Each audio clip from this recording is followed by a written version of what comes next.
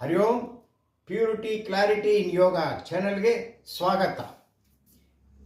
ವಿನಾಯಕ ನಮಸ್ಕಾರ ಮಾಡುವಾಗ ಈ ರೀತಿ ಇಟ್ಕೊಳ್ತೀವಿ.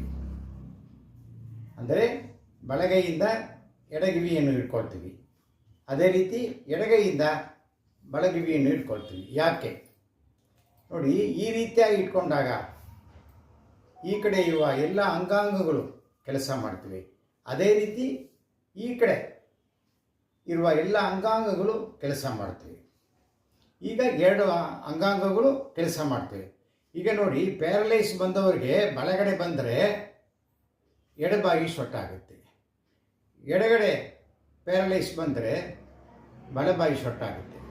ನಾವು ಈಗ ಈ ರೀತಿಯಾಗಿ ನಾವು ವಿನಾಯಕ ನಮಸ್ಕಾರ ಮಾಡುವಾಗ ಎರಡು ಕಡೆ ಅಂಗಾಂಗಗಳು ಕೆಲಸ ಮಾಡುತ್ತೆ. ಇದೇ ಇದರ ತಾತ್ಪರ್ಯ. ಹರಿ ಓಂ.